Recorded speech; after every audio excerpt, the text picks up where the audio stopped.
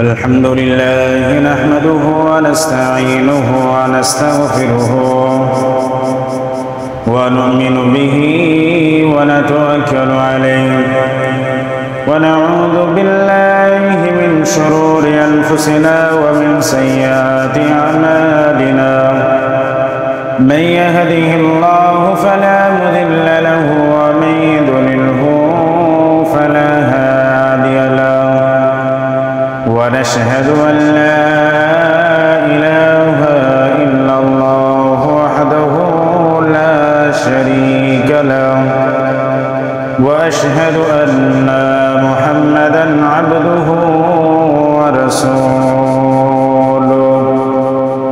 أما بعد فإن خير الحديث كتاب الله وخير الهدي هدي محمد صلى الله عليه وسلم وشر الأمور محدثاتها وكل محدثة بدعة وكل بدعة ضلالة وكل ضلالة في النار أما بعد أعوذ بالله من الشيطان الرجيم بسم الله الرحمن الرحيم قاف والقرآن المجيد بل عجبوا أن جاءهم منذر منهم فقال الكافرون هذا شيء عجيب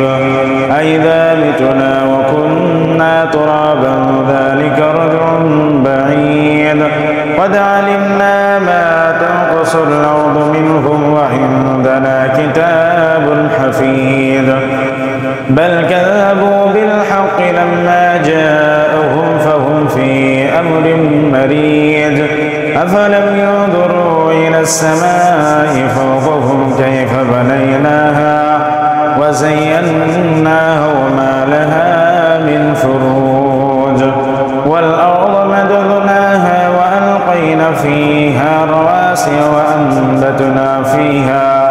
وأنبتنا فيها من كل زوج بهيج تبصرة وذكرى لكل عبد منيب ونزلنا من السماء ماء مباركا فأنبتنا به جنات وحب الحصيد والنخل باسقات لها طلع نضيد رزقا للعباد وأحيينا به بلدة ميتا كذلك الخروج كذبت قبلهم قوم نوح وأصحاب الرس وثمود وعاد وفرعون وإخوان لوط وأصحاب الأيكة وقوم تبع كل كذب الرسل فحق وعيد أفعينا بالخلق الأول بل هم في لبس من خلق جديد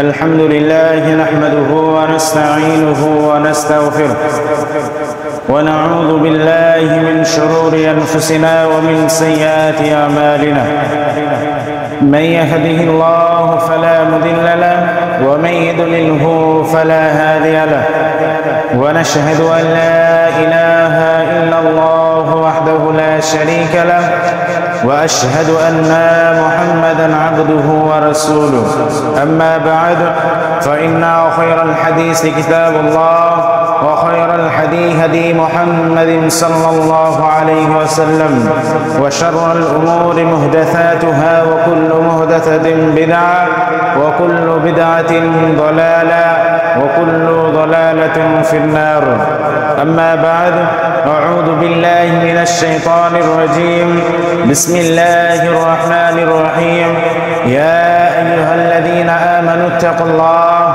حق تقاته ولا تموتن إلا وأنتم مسلمون يا أيها الناس الناس اتقوا ربكم الذي خلقكم من نفس واحدة وخلق منها زوجها وبث منهما رجالا كثيرا ونساء واتقوا الله الذي تساءلون به والأرحام إن الله كان عليكم رقيبا يا أيها الذين آمنوا اتقوا الله وقولوا قولا سديدا يصلح لكم أعمالكم ويغفر لكم ذنوبكم ومن يطع الله ورسوله فقد فاز فوزا عظيما وقال الله تعالى في كلامه المجيد بسم الله الرحمن الرحيم إنما المؤمنون الذين إذا ذكر الله وجلت قلوبهم وإذا تليت عليهم آياته زادتهم إيمانا وعلى ربهم يتوكلون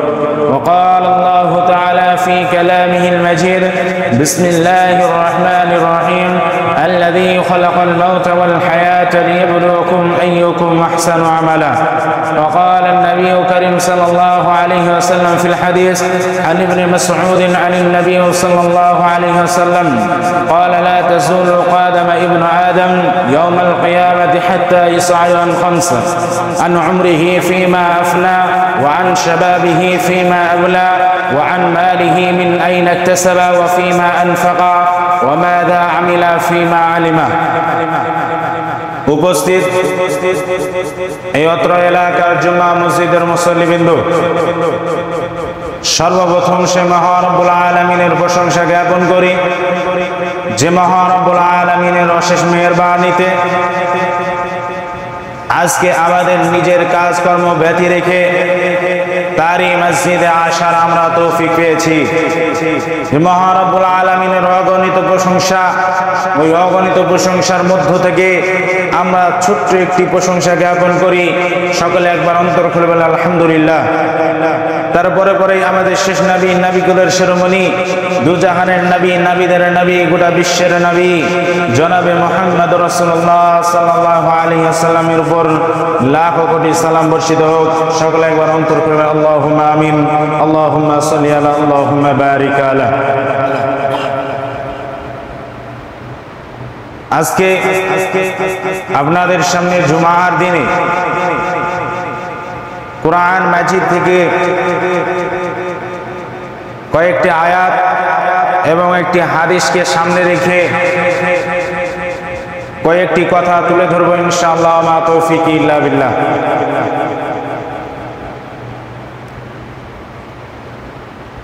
আজকে পবিত্র জুমার দিন।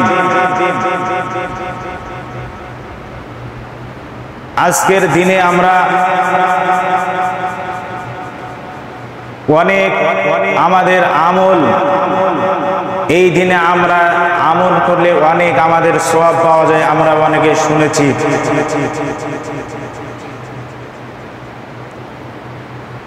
আল্লাহ তাআলা আমাদেরকে তিনি পৃথিবীতে পাঠিয়েছেন,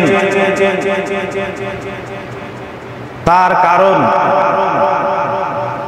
তার উদ্দেশ্য কি? যে কোনো মানুষ আমরা পৃথিবীতে যদি আমরা কোনো কাজ করে থাকি,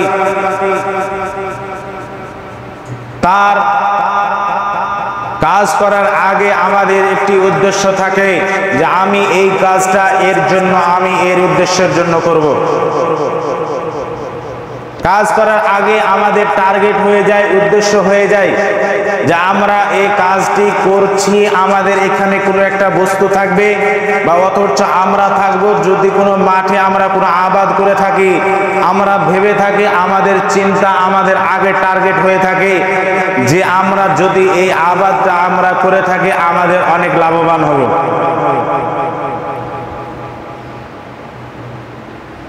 যারা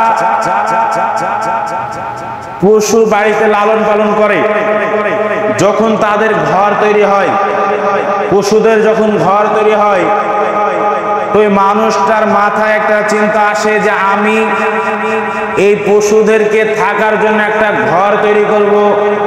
তার উদ্দেশ্য হচ্ছে পশুরা থাকবে ওই ঘরে। সেই উদ্দেশ্য সেই ঘরটা তৈরি করে। তা আল্লাহ তাআলা কি উদ্দেশ্য তিনি আমাদেরকে তৈরি করেছেন, আবার তিনি পৃথিবীতে পাঠিয়েছেন, তার উদ্দেশ্য কি, কিসের জন্য তিনি আমাদেরকে তৈরি করে পৃথিবীতে পাঠিয়েছেন, আমরা জানার এটা চেষ্টা করি না। আমরা তিনি আমাদেরকে পাঠিয়েছেন এবং আমরা যখন পৃথিবীতে কোনো কাজ করি ওই কাজের আগে আমাদের উদ্দেশ্য থাকে, কাজের পেছনে আমাদের টার্গেট থাকে, কিন্তু আল্লাহ তাআলা কেন আমাদেরকে বানিয়েছেন এটা আমরা ভাবি না বা এটা আমরা চিন্তাও করি না।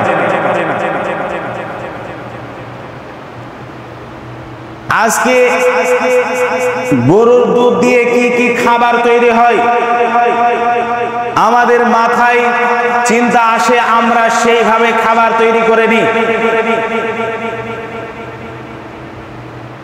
আমরা গরুর গোশতকে কিভাবে রান্না করলে বেশি স্বাদ পাওয়া যায় আমাদের টার্গেট সেটা থাকে, সেইভাবে আমরা রান্না করে খেয়ে নিই। কিন্তু আল্লাহ তাআলা তার টার্গেট আমাদের উপর কি, তিনি কেন আমাদেরকে সৃষ্টি করে পৃথিবীতে পাঠালেন আমরা এটার জানার চেষ্টা করি না। পৃথিবীতে আমরা সমস্ত কিছুর কাজ আমরা নিজের ব্রেন থেকে আমরা করে নিই। একটি গরুর দুধ থেকে কত রকমের খাবার আইটেম হয় ওটা আমরা বুঝে নিই, আমাদের ব্রেন থেকে আমরা তৈরি করে নিই, কিন্তু আমাদের ব্রেনে এখনো পর্যন্ত পৌঁছায়নি যে আল্লাহ তাআলা কেন আমাদেরকে তৈরি করেছেন। হয়তো আমরা শুনেছি, এমন কোনো বিষয় নাই যে আমরা শুনি নাই। প্রত্যেকটা বিষয় অনেক আলেমের মুখে, আমরা একাদ আলেমের মুখে একাদ রকম বিষয়ের উপর আমরা শুনেছি, কিন্তু যে আমাদের চিন্তা ভাবনা এখন পর্যন্ত মাথায় আসেনি যে আল্লাহ তাআলা কেন আমাদেরকে তৈরি করলেন। আমরা যদি চিন্তা করি তাহলে আজকে আমরা তার যে তিনি যে উদ্দেশ্য পাঠিয়েছেন তার উদ্দেশ্যকে আমরা নাকচ করতাম না, তার উদ্দেশ্যের বিরুদ্ধে আমরা যেতাম না।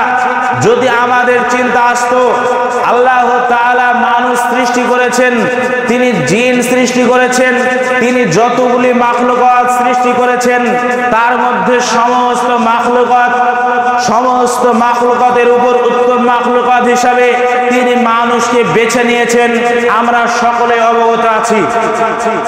তাহলে আমরা সমস্ত মাখলুকাতের থেকে উত্তম মাখলুকাত, এরপরও আমাদের আচার আচরণ একজন নিকৃষ্ট প্রাণীর চেয়েও আমাদের চরিত্র হচ্ছে তাদের থেকে নিকৃষ্ট। তিনি যে মানুষ তৈরি করেছেন, আরো তিনি যতগুলি মাখলুকাত তিনি পৃথিবীতে পাঠিয়েছেন, তৈরি করেছেন শুধুমাত্র মানুষের জন্য, যে মানুষের জন্য তারা শুধু মানুষের খিদমতে লেগে আছে। আপনি আল্লাহ তাআলার যতগুলি মাখলুকাত আপনি দেখবেন আল্লাহ তাআলার সমস্ত মাখলুকাত মানুষের পেছনে লেগে আছে।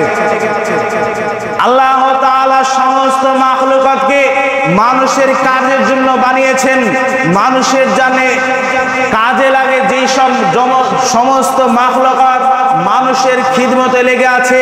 আর আপনাকে আমাকে আল্লাহ তাআলা তৈরি করেছেন শুধুমাত্র তার ইবাদত করার জন্য। তাহলে এই যে চিন্তা আমাদের মাথায় নেই, আমার জন্য বা আমাদের জন্য, মানুষের জন্য সমস্ত মাখলুকাত আল্লাহ তাআলা তৈরি করলেন, আমাদের পেছনে আমাদের খিদমতে লাগিয়ে দিলেন, তাহলে আমরা কেন তার ইবাদত করি না?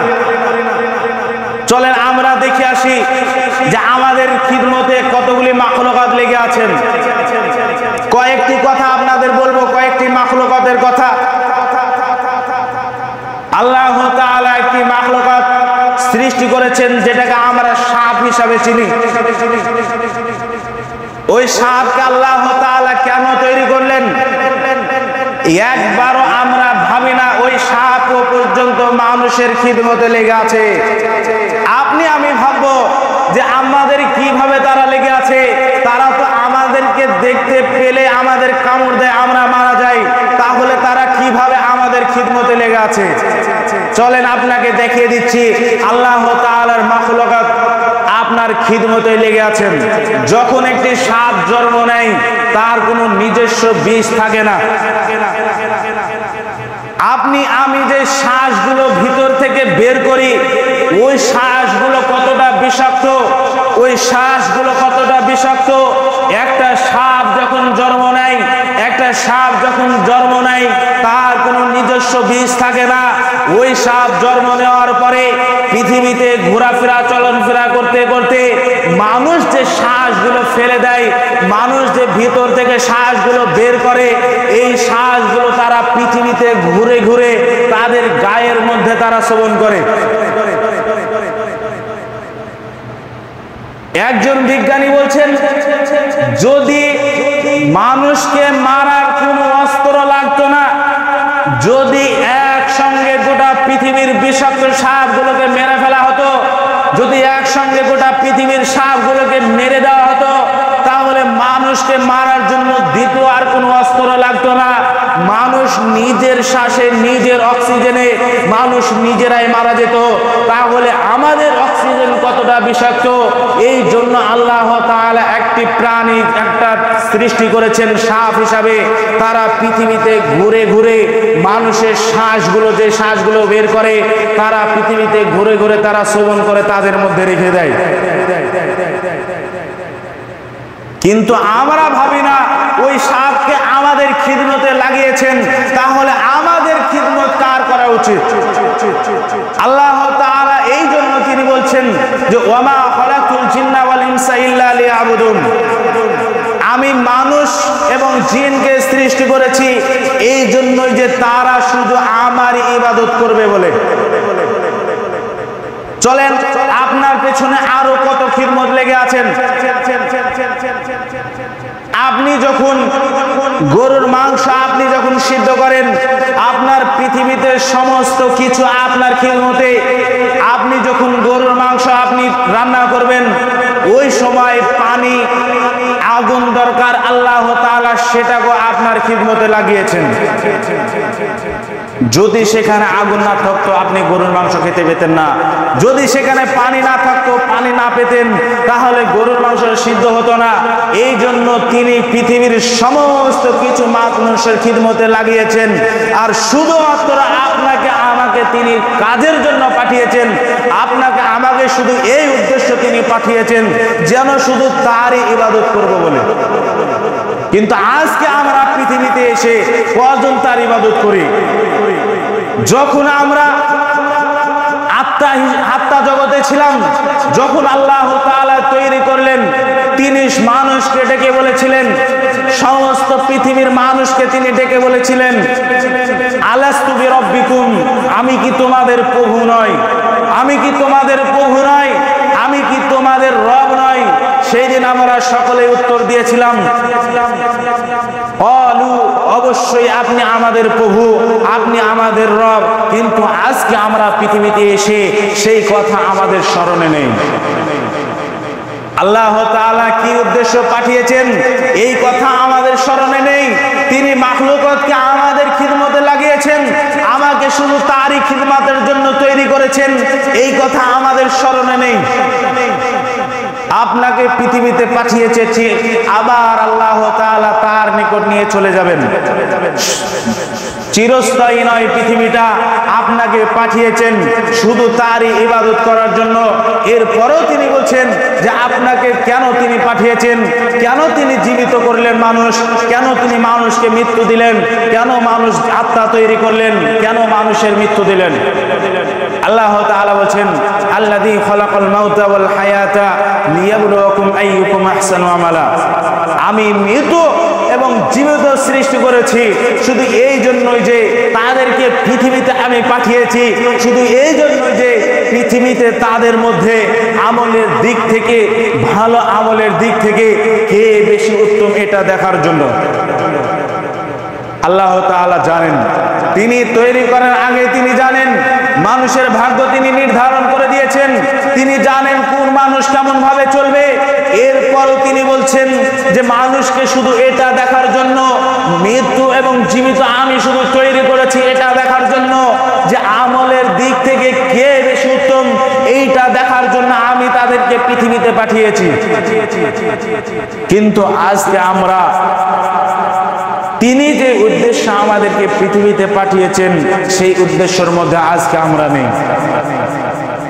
শুধু তারই ইবাদতের জন্য তিনি আমাদেরকে পৃথিবীতে পাঠিয়েছেন।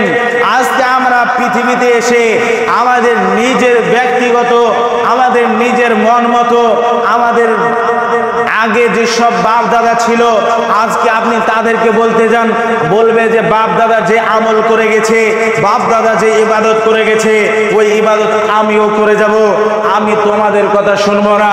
আল্লাহ তাআলা শুধু মাত্র তার ইবাদত করার জন্য তিনি তৈরি করেছেন। আমাদের নিজের ব্যক্তিগত, আমাদের নিজের বাপ দাদার ধর্ম, আমাদের নিজের বাপ দাদার আমলের জন্য তিনি তৈরি করেননি।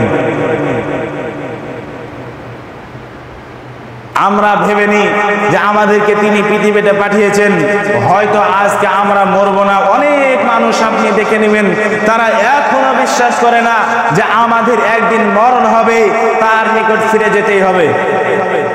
এই জন্য তিনি যে বিশ্বাস করেন না মানুষেরা, এই জন্য আল্লাহ তাআলা আয়াতকে তিনি নাজিল করেছেন, ইন্না ইলাইনা ইয়াবাহুম সুম্মা ইন্না আলাইনা হিসাবাহুম।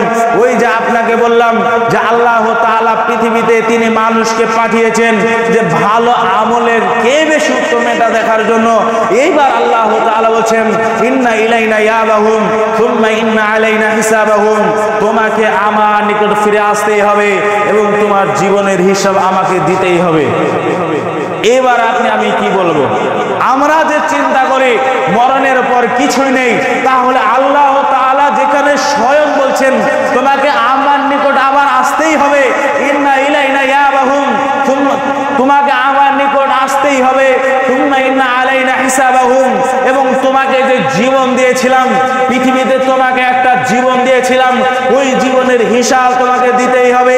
এই ব্যাপারে আল্লাহ তাআলা নবী করিম সাল্লাল্লাহু আলাইহি ওয়াসাল্লাম বলছেন, হাদিস বর্ণনা করছেন আন ইবনে মাসউদ আন নবী সাল্লাল্লাহু আলাইহি ওয়াসাল্লাম قال لا تزول قدم ابن آدم يوم القيامة حتى يسأل عن خمس। আনাস রাদিয়াল্লাহু তাআলা ইবনে মাসউদ রাদিয়াল্লাহু তাআলা বলেন, রাসূল সাল্লাল্লাহু আলাইহি ওয়াসাল্লাম বলেছেন, কিয়ামতের মাঠে আদম সন্তান এক ধাপ এদিক ওদিক হতে পারবে না, এক ধাপ নাড়াচাড়া করতে পারবে না, যতক্ষণ না তাদের কাছ থেকে 5টি প্রশ্নের উপর বিষয়ে জিজ্ঞাসা করা না হবে। কিয়ামতের মাঠে মানুষ যখন দাঁড়িয়ে যাবে, মানুষ এক ধাপ নাড়াচাড়া করতে পারবে না যতক্ষণ না পর্যন্ত তাদের নিকট হতে 5টি বিষয়ের উত্তর চাওয়া না হবে। 5টি বিষয় তাদেরকে যতক্ষণ পর্যন্ত জিজ্ঞাসা না করা হবে, ততক্ষণ পর্যন্ত বান্দা কিয়ামতের মাঠে বান্দা নাড়াচাড়া করতে পারবে না, মানুষ হাঁটাফেরা করতে পারবে না, মানুষ জাররা পরিমাণ হেঁটে পারবে না। তার মধ্যে আল্লাহ তাআলা নবী কারীম সাল্লাল্লাহু আলাইহি ওয়াসাল্লাম সর্বপ্রথম বলছেন, তিনি যে কিয়ামতের মাঠে বলছেন যে 5টি বিষয়ের উপর জিজ্ঞাসা করা না পর্যন্ত মানুষ কিয়ামতের মাঠে নাড়াচাড়া করতে পারবে না, হিলতে পারবে না। তার মধ্যে 1 নম্বর তিনি বলছেন আন উমরিহি, তার বয়স সম্পর্কে। 2 নম্বর তিনি বলছেন ওয়ান শাবাবিহি ফিমা আবলা। 1ম নম্বরে তিনি বলছেন আন উমরিহি ফিমা আফনা, তার বয়স সম্পর্কে জিজ্ঞাসা করা হবে। 2 নম্বর তিনি বলছেন ওয়ান শাবাবিহি ফিমা আবলা, তার যৌবন সম্পর্কে জিজ্ঞাসা করা হবে। 3 নম্বর তিনি বলছেন ওয়ান মালিহি ফিমা ওয়ান মালিহি মিন আইনা ইকতাসাবা, তার যে অর্থ ছিল সেই অর্থ সে কোন কাজে অর্জন করেছে। 4 নম্বর তাকে প্রশ্ন করা হবে ফিমা আফনা, কোন কাজে সেই অর্থ ব্যয় করেছে। 5 নম্বরে তাকে জিজ্ঞাসা করা হবে ওয়ান মালিহি ওয়ান আমালি ফিমা ওয়ামা আমালি ফিমা আলিমা, তাকে 5 নম্বর জিজ্ঞাসা করা হবে যে সে যে যতটুকু ইলম হাসিল করেছিল সেই ইলম অর্জন হিসাবে সে কতটুকু আমল করেছে। আল্লাহ তাআলা নবী করিম সাল্লাল্লাহু আলাইহি ওয়াসাল্লাম সর্বপ্রথম বলছেন আন উমরিহি ফিমা আফনা, বয়স সম্পর্কে জিজ্ঞাসা করা হবে। আজকে আমরা বয়সটাকে কি কাজে ব্যয় করছি, এই হিসাব কিন্তু আমাদেরকে কিয়ামতের মাঠে দিতেই হবে। যতক্ষণ পর্যন্ত আমরা সেই দিন হিসাব না দিব, বান্দা যতক্ষণ পর্যন্ত সেই দিন হিসাব না দিবে, ততক্ষণ পর্যন্ত কিন্তু কিয়ামতের মাঠে মানুষ জাররা পরিমাণ হিলতে পারবে না। আজকে আমি আপনি সময়টাকে, আমাদের বয়সটাকে আমরা কোন কাজে ব্যয় করছি, আমরা কোন কাজে ক্ষয় করছি, এর হিসাব কিন্তু আমাদেরকে দিতেই হবে। দ্বিতীয় নম্বর তিনি বলছেন ওয়ান শাবাবিহি ফিমা আবলা, আমাদের যৌবন সম্পর্কে, মানুষের যৌবন সম্পর্কে জিজ্ঞাসা করা হবে। আজকে আমরা পৃথিবীতে কিভাবে যৌবন ক্ষয় করছি, এই হিসাব আমাদেরকে কিয়ামতের মাঠে আল্লাহ তাআলা জিজ্ঞাসা করবেন, আমাদেরকে হিসাব দিতেই হবে। তিন নম্বরে তিনি বলছেন ওয়ান মালিহি ফিমা ওয়ান মালিহি মিন আইনা ইকতাসাবা, আজকে আমাদের যে অর্থ রয়েছে আমরা এই অর্থ কোন কাজে অর্জন করছি, কোন পথ থেকে আমরা অর্থ অর্জন করছি। তৃতীয় নম্বর তিনি বলছেন ওয়ান মালিহি মিন আইনা ইকতাসাবা, চতুর্থ নম্বর তিনি বলছেন ফিমা আফনা, এবং সে যে অর্থ অর্জন করেছে, সে যে অর্থ উপার্জন করেছে কোন পথে অর্থ উপার্জন করেছে এবং কোন কাজে ব্যয় করেছে, কোন রাস্তায় ব্যয় করেছে, কোন রাস্তায় অর্জন করেছে। এই প্রশ্ন না করা পর্যন্ত তারা কিয়ামতের মাঠে যাররা পরিমাণ হিলতে পারবে না। নাম্বার 5, নবী করিম সাল্লাল্লাহু আলাইহি সাল্লাম বলছেন আমিলা ফিমা আলিমা, আল্লাহ তাআলা নবী করিম সাল্লাল্লাহু আলাইহি ওয়াসাল্লাম বলছেন যে মানুষ যে ইলম হাসিল করেছিল ওই ইলম অর্জন অনুযায়ী সে কতটুকু আমল করেছে।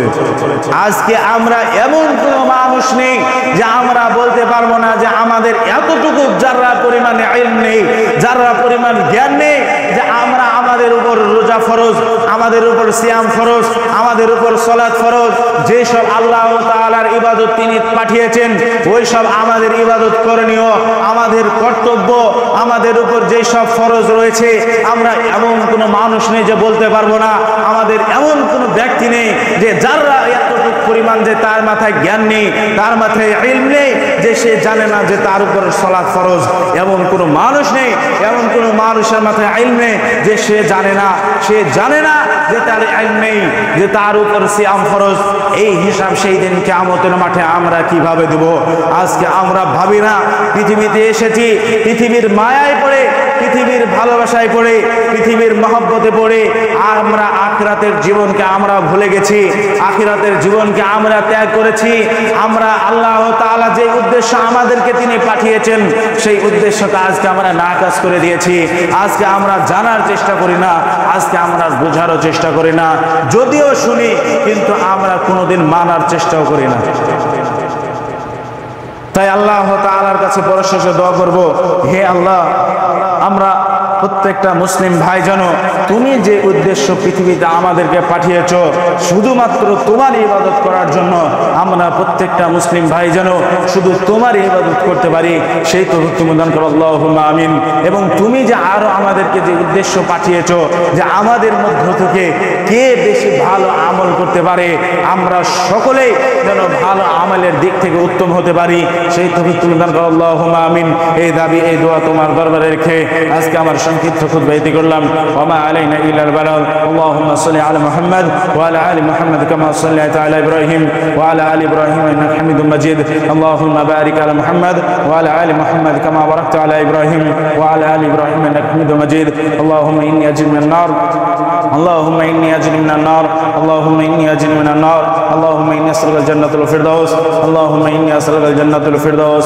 ربنا ظلمنا أنفسنا وإن لم تغفر لنا وترحمنا لنكونن من الخاسرين. ربنا آتنا في الدنيا حسنة وفي الآخرة حسنة وقنا عذاب النار. رب ارحمهما كما ربياني صغيرا، رب ارحمهما كما ربياني صغيرا. سبحانك ربك رب العزة عما يصفون.